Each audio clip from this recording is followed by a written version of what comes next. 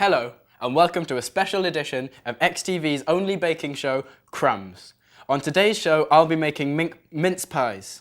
So don't turn off those screens and get ready for the most action baking-packed some minutes of baking.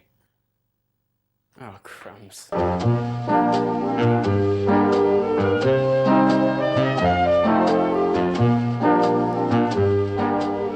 to move on from that, let's get back to the baking.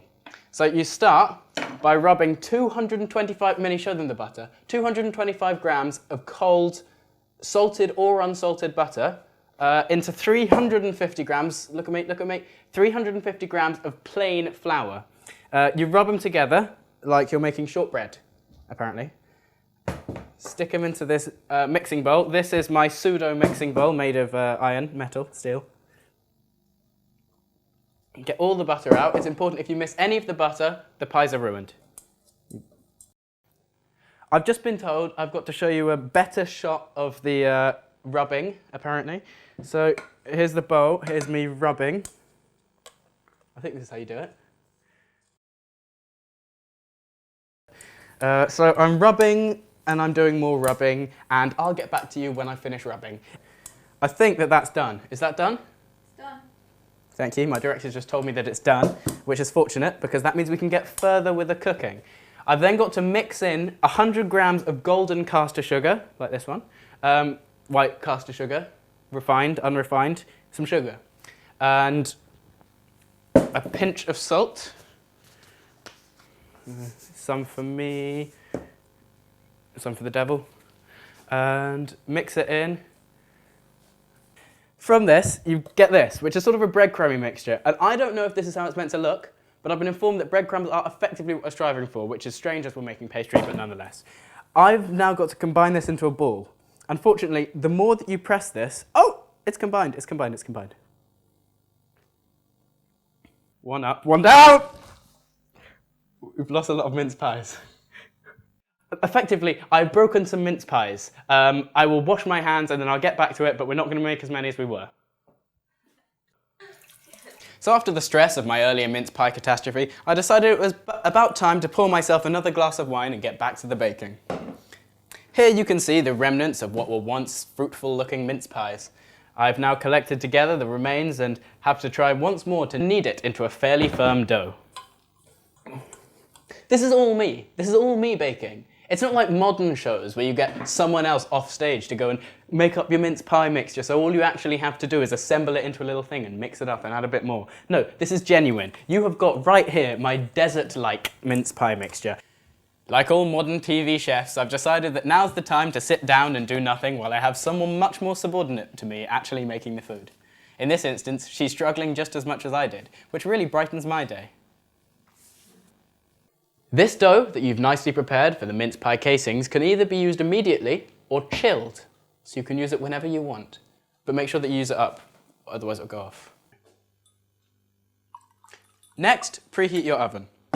200 degrees, but I've set mine to 190 because one of my flatmates decided it'd be a great idea to stick a thermometer in there and see exactly what temperature it comes to.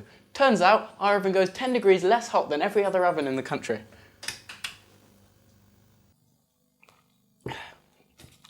Get some grease on your fingers, rub it in each of the holes of the patty tray, which apparently it's called. You smear the butter around the edge of the tin, and from that, you'll be able to take your pies out again at the end without everything going wrong.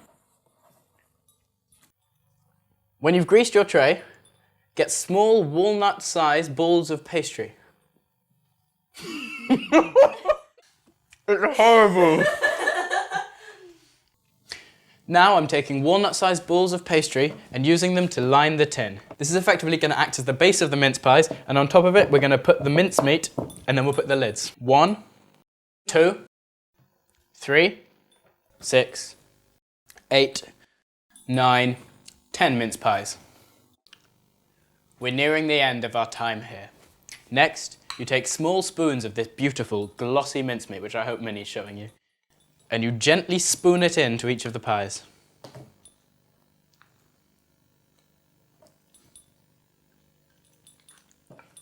Here you can see my completed mince pies. Some of the mince has escaped. This mince is bad. Once again, an extra is doing all of the work while I sit around doing nothing. Here we've got Georgia nicely making the mince pies fit into their cases. Cheers. That's looking better. Brilliant. Well done. Anyway, my directors informed me that I'm taking far too long to do everything, so we need to cut straight to the bit where I'm going to make the lids for the pies. In this case, you take slightly smaller balls of pastry, you smack them between your hands gently, and then you neatly press them atop the pie. I really hope you're getting this. You repeat, 10 times in my case.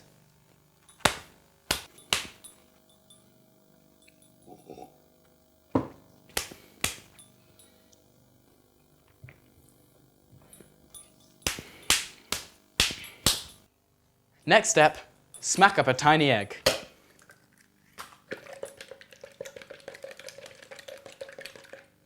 Smear it on top of the pies, lovingly. Finally, slide them gently into your oven. Here they'll bake for 20 minutes, at which point they should come out a delightful golden brown. If not, as mine won't, you've done something wrong. The pies have been in for 20 minutes.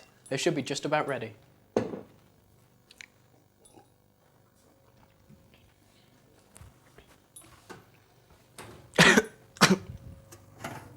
Oh God. They look amazing.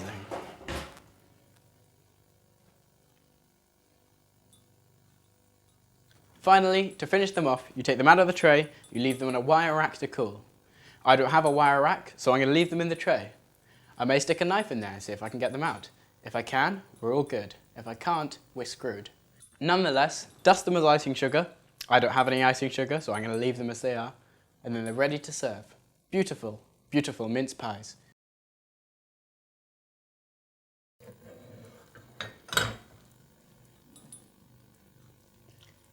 Oh, crumbs. And we're done.